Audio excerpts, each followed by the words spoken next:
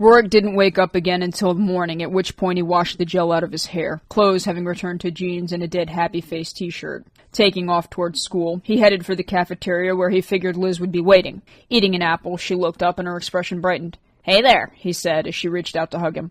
"Rourke, last night, wow, I don't know what you did, but oh my god."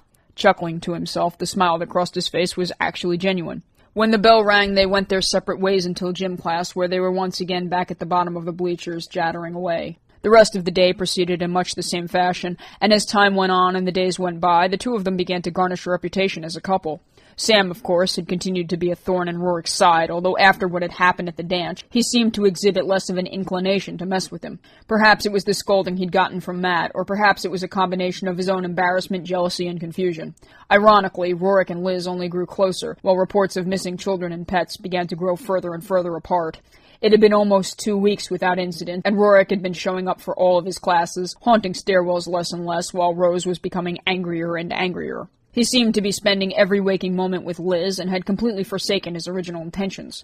Leah had noticed, and she was fine with it, even glad they had somehow found a way to coexist. She was not, however, fine with Rain, who had begun to progressively skip class. She would often come home to find her smoking outside or running around the block for hours. Surprised she'd even shown up that day, Leah sat beside her. Unfortunately, her attention was still elsewhere. Rourke's mind was someplace else as well. Taking his seat, he had never really developed much of a taste for drawing, although he did manage to scribble something out every now and again. The fact it was just about the weekend was also something he'd been looking forward to, considering the carnival had just arrived and would be setting up that Saturday. Chewing the end of his pencil, he accidentally snapped it in half and had to ask for another. "That's the 6th one this week, Rourke," the teacher hissed. "Get yourself some gum or something." Rain just scowled. She had been obsessing over news reports and had noticed the Sloan disappearances. Unsure of why he'd suddenly stopped eating, she couldn't decide if he was somehow feeding off of Liz or just going anorexic in hopes of becoming a real boy. Perhaps his words that night at homecoming had held some truth to them, because she found that watching him have a normal teenage life was eating her up inside. "Rain," Leah distracted her from her glaring, "you're coloring half the page black." "Oh." The girl grabbed a red before starting to color again. "I guess I just like these crayons," she muttered distantly, digging them deeper into the paper. Not even the thought of going to her first carnival seemed to cheer her up, which frustrated Leah to no end. Paying neither of them any mind, Rourke continued to doodle before hopping out of his seat once the bell rang. Stuffing his pencil into his pocket, he hastily went for the door in an effort to hurry to gym. Liz was already waiting there, and the two of them began to chat while Sam glowered from the top of the steps and Matt thumbed through his science book. "I swear to God I'm going to find out what he did with it," Sam hissed in reference to the Viewmaster, which had mysteriously disappeared during his little dance sequence. "Would you please just let it go already? He's not hurting anyone. And to be perfectly honest, nowadays the only one who seems to be getting upset over him is you. You're wasting more time making yourself look foolish than actually bothering anyone." "Look at them," Matt gave a nod in their direction. "They're happy. Just leave them alone." "Hey, freak," Sam called from the top of the bleachers. "I know what you look like." Rourke's gaze found him with a profoundly stoic expression. "Congratulations, Sam, you have eyes," he said, and got up with Liz to bounce around a basketball. "Can't I just cut this pointless class?" Rain grumbled to her friend. "No, Rain, if you cut one more class, I'll tell Janny myself." "Go ahead. At this point, I'd be glad if she came down here. At least maybe she could get rid of him." "Rain, seriously? What's your deal? Nothing bad has happened lately. We're coexisting and he's not eating her. Problem solved." Leah rubbed her temples as Rain marched straight out of the gym. "Where's she going?" Sam muttered. "Who knows? You really need to mind your own business," Matt told him. "Yeah, well, how can I when this place is crawling with freaks? For all I know, you could be one of them." Arching an eyebrow, Matt produced a surprisingly flat look.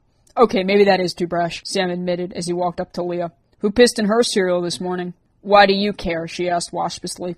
"Are you going to accuse her of being something else? Because I really don't have any desire to get detention for shoving you down the bleachers."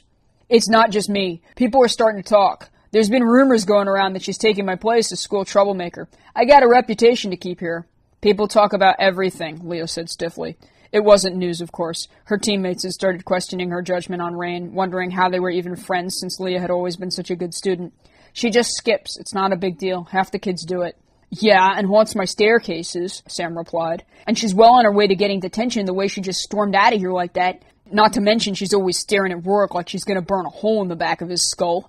Not that that'd be a bad thing, but still." He looked up as the bell rang. Hearing Rain's name across the loudspeaker, Leah gave a sigh. "Find somewhere else to haunt and leave her alone," she warned as she grabbed her things. "Hey, she's ruining my rep. That should be my name going off." Sam pointed at the speaker while Matt walked up and took him by the shoulders. "Come on, hero, let's go," he said, and forcefully steered him away. Heading down to the office, Rain's face burned red. She accepted detention, figuring an hour of peace and quiet was more of a godsend than a punishment. Back in math class, Sam sat down to attend his work while Rourke began to scribble notes with his pencil. Chewing at the top of it, he seemed preoccupied. "Rourke," Liz hissed as she could hear it crunching away in front of her. "Enough with that damn thing already. You're going to get lead poisoning." Stopping briefly, he stared at the badly chewed piece of graphite. "They don't put lead in these anymore." "I don't care." Fumbling through her bag, she emerged with a pen. "Here, now would you please get rid of that nasty thing?" Rourke tossed the pencil to keep her from getting on his case, although a few minutes later he was back to chewing and a loud crack took the room, causing everyone, including the teacher, to look up. The pen dropped and he brought a hand to his mouth, from which fell what looked like a 3-inch, extremely sharp piece of bone. "Holy shit! Is that a tooth?" Sam stammered as Rourke reached down to scoop the bloody dagger off the table. One hand was still pressed to the side of his face while blood began to pool in his mouth. "Rourke, you have to go to the nurse," Liz stammered. "If that dumb broad puts her fingers in my mouth, she's gonna lose them. Just stay here." Ghosting out the door, he walked straight past Rain, who was on her way back from detention, and the moment the scent of blood hit her, she tackled him like a quarterback. The blow knocked him clean off his feet and sent the tooth straight out of his hands. As it did, a rippling surge of energy sent her flying backward, and Rourke clung to the side of his neck where her fangs had barely nicked him. "What the fuck are you trying to pull?" he snapped, hand still pressed to his throat. Rain had been thrown into the wall, and before she could engage, Rourke swung a sharp kick toward the small of her back, which she accepted as long as her fist made contact with his face. Blocking the hit, his hand closed around hers and his lips began to peel away, exposing at least a dozen dagger-like teeth knit together in a sharkish grin that made the one that had snapped look like a child's toy in comparison. Tightening his grip, he didn't even notice the strange lines of black that had suddenly begun to run from the mark on his throat up the side of his face and down his arm. Rain wasn't sure what to think of it either. Spreading his jaws, more teeth unfolded from the roof of his mouth, and she was suddenly taken by a sensation not unlike what Leah had felt that night at the party. Fortunately, before he could do anything worse, the bell went off and his attention shifted. Closing his mouth, his teeth folded up and his expression grew flat. "You've got some luck." Letting her go, a void of darkness opened beneath him and he vanished down into it. Rain didn't say anything. Instead, she ran to the bathroom, trying to keep from throwing up until she got there. Doing much the same, Rourke's void opened into the one on the lower floor, which at the moment was thankfully empty. He locked the door before hurrying to the mirror to examine his reflection. With a tilt of his head, he grimaced and began to pull at the pockmark she had left on the side of his neck. The black lines had continued to grow down his arm, turning his nails frightfully jagged as they neared the tips of his fingers. "God damn it," he hissed, ignoring the banging of people trying to get inside. Instead, he pulled out his phone and proceeded to dial Liz's number. "Hello, Rourke? Where are you? What's going on?" she stammered, moving to the side to avoid hall traffic. "Yeah, I think I'm gonna have to bail on Latin today, Liz," he said with a sigh. "I kinda had a little mishap in the hallway, and, Looking back at his reflection, his eyes had turned a brilliant gold, while 2 black antennae began to fold down from the side of his head. "I'm not looking too good right now. I think I'm gonna have to go home and sleep this one off." "Are you alright? This isn't because of my pen, is it?" "No, it's not the stupid pen. Don't worry, I'm fine. Look, I gotta go," he said as the banging began to grow louder. "I'll catch you later." "Rourke, wait!" Before she had the chance to get any further, he'd hung up.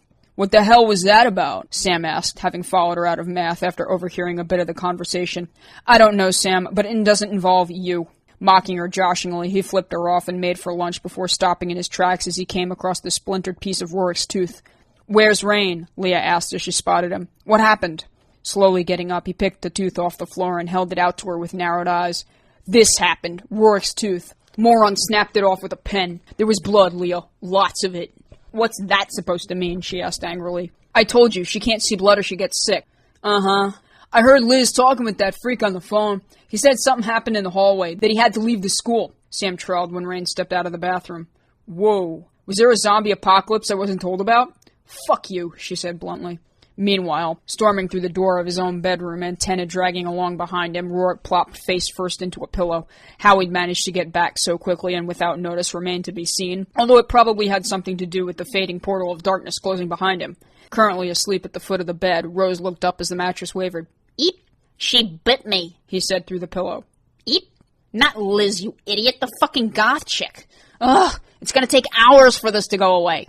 Getting up, Rose crawled over and began to toy with the end of one of his antennae. "Hey, cut it out." "Eep. What do you mean it doesn't look that bad? You can talk your ugly 24/7. She crossed her arms.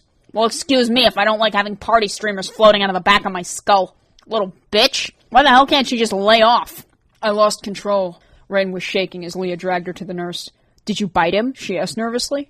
I nicked him. He said the stuff doesn't work on him, but he reacted weird. Thankfully, the nurse brought their explanation, giving her an excuse to go home. Warwick, of course, spent the rest of the day in bed while Liz wandered around school wondering what had happened to him. She had the inevitable feeling she had missed something, although could not for the life of her place just what it might have been.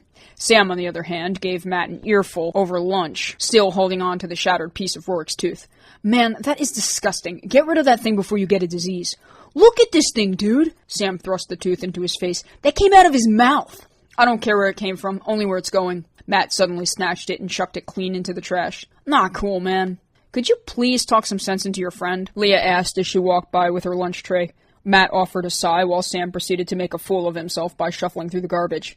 Leah, I have known that boy since he was 5. Sense and Sam Hain don't go together in the same room, let alone the same sentence. It's an attention thing. You should really just ignore him. Feeding into it only makes it worse. Yeah, well, Rain doesn't need some idiot spreading rumors about her. It's embarrassing. If he keeps it up, he'll end up stuffed in a locker. She fixed him a stern look and dumped the remnants of her lunch into the can Sam was rummaging through. God damn it, did you really have to do that? Yes, because that's what the trash is for. Why don't you give up trying to reveal Rorik, Sam? Between you and Rain, it's getting ridiculous. Stepping back, he threw a glance toward where Liz was currently sitting alone. That's why, he said as he pointed at her. How long do you think it's gonna last, Leah? How long before he finally's had enough of her? Or Rain, for that matter. She didn't just get sick in that hallway, and you know it. I heard Liz talking. Something went on between the two of them, and it's been going on. If somebody doesn't do something soon, one of these days, you just watch. It's not like she doesn't like him, Sam. She's attached to him. Leah's eyes narrowed in Liz's direction. If you ignore what people tell you, you bring it on yourself, she huffed. Rain felt sick today, and she also needs to stop obsessing. I honestly don't blame her. I don't care why she wants him gone, but she's got the right idea. Oh, please, Sam. Walking over to throw out his own trash, Matt had overheard their conversation. You're just as guilty of over-obsessing as Rain is, if not more. You started this whole thing after all, he pointed out. If it hadn't been for you spreading that crazy rumor to begin with, we could all be getting on with our lives right now. And besides, nobody's disappeared in weeks. It was probably just a rash of runaways. 10 people? Sam asked flatly. Hey, it happens. You remember that incident a few years back? Matt threw a glance between them. Some town upstate somewhere. A bunch of kids just up and went missing. Numbers were much higher than 10, as I recall. Yeah, well, this isn't upstate, Matt. This is here and now, Sam snapped. And I'll be damned if I'm just going to stand by and let him get away with it. I forgot about that. Leo looked at Matt as he mentioned it. What happened? Something about some crazy scientist. They never caught the guy, did they? Sam asked with a scowl. No, I don't think they did. But that was a few years ago, and nothing like that has happened around these parts. Until now. It doesn't matter. It's a totally different thing. Leah brushed the explanation away. Stop spreading rumors about Rain. She doesn't need that. And as far as Rorik goes, Liz is having a great influence on him, so let's just drop it, okay? Liz is gonna wind up getting her full self killed, Sam hissed. Besides, it's like you said, nobody's disappeared in almost 2 weeks. How much longer you think he's gonna last? He's gotta eat sometime, or didn't that ever occur to you? It did, but maybe we'll just get lucky and he'll feed off you, Leah said snidely. The carnival is this weekend. Can we just let this go until then? All the more reason not to let it go. Sam turned to trudge off once the bell rang. I'm sorry, Leah. Matt shuffled his books into his bag. I'll talk to him. Maybe I can get him to at least leave your friend alone. I think Rorik is a lost cause, though. If anyone can unsettle Rain that much, I'm not messing with them. We can't pin anything on him directly, and if he can destroy a video camera without batting an eyelash, let's just avoid him.